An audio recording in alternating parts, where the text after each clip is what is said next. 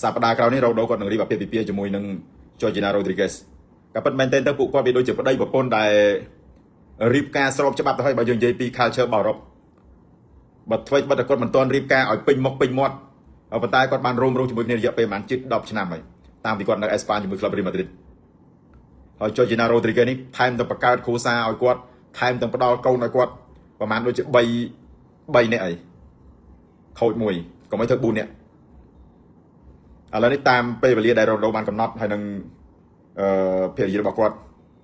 គឺសៅ Georgina Rodriguez សប្តាហ៍ក្រោយគាត់នឹងរៀបអាពាហ៍ពិពាហ៍នៅកោះ Madeira ប្រទេសប៉ូទុយហ្គាល់ប្រទេសនោះគឺជាស្រុកកំណើតរបស់ Cristiano Ronaldo ហើយតាមថ្ងៃតាមវេលាដែលអាចារ្យបានដេញឲ្យគាត់អញ្ចឹងគាត់កំណត់យកខែអាចនឹងថ្ងៃទី7អាចនឹងថ្ងៃទី7ខែហ្នឹងផងព្រោះគឺជាលេខសំណាងរបស់គាត់អញ្ចឹងគឺគាត់រៀបអាពាហ៍ពិពាហ៍នៅក្នុងខែហ្នឹងដើមសប្តាហ៍ក្រោយហ្នឹងព្រោះគាត់បានដេញវេលាដេញអីអស់ហើ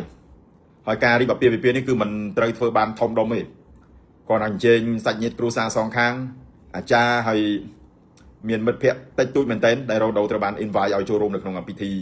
រៀបអាពាហ៍ពិពាហ៍របស់គាត់នៅ Madeira ប្រទេសប៉ូទុយហ្គាល់ប៉ុន្តែអ្វីដែលគាត់នឹងធ្វើឲ្យធំដុំមែនទែនហ្មង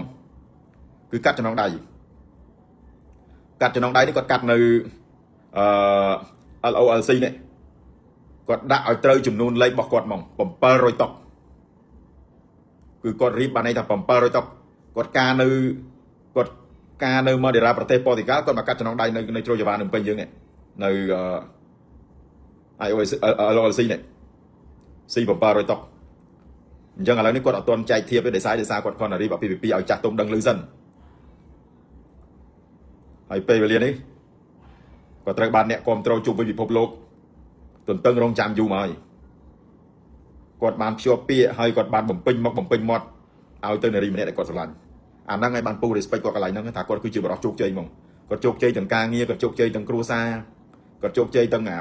បាល់ទាត់គាត់បច្ចុប្បន្ននឹងកន្លែងហ្នឹងដែលពូ respect គាត់ហ្នឹងអាហ្នឹងបានហៅថាបរិសុទ្ធជោគជ័យមានគ្រួសារមួយដែលមានសមាជិកមានកូនមានចៅសុខដុមរមនាហើយឥឡូវគាត់ឈានទៅដល់ថ្ងៃពិសេសសម្រាប់ជីវិតរបស់គាត់ព្រោះចាប់តាំងពីគាត់លេងឲ្យ Manchester United តាំងពី2006 2007ដល់2009នៅពេលដែលគាត់ចេញទៅ Madrid គាត់មិនទាន់បានរៀបការជាមួយនារីណាម្នាក់ជាផ្លូវការនៅឡើយទេគាត់តែតាក់ទងរបស់គាត់គាត់ជាសម្ព័ន្ធភាពដូចជាគូសង្សារអញ្ចឹងប៉ុន្តែនៅពេលដែលគាត់បានស្គាល់សៅនេះ Georgina Rodriguez បច្ចុប្បន្នដែលជាជនជាតិអាសង់ទីននេះពួកគាត់ទាំងពីរគឺបានរួមរស់ជាមួយគ្នារយៈពេលជិត10ឆ្នាំហើយបង្កើតកូនរហូតដល់ជិត3នាក់ទៀតថែមទៀត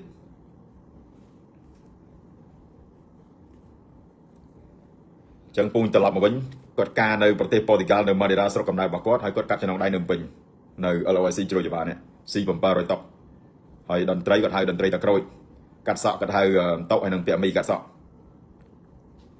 ហើយក៏ត្រូវបានអញ្ជើញដូចពូដូចអីនេះគាត់ទៅដែរ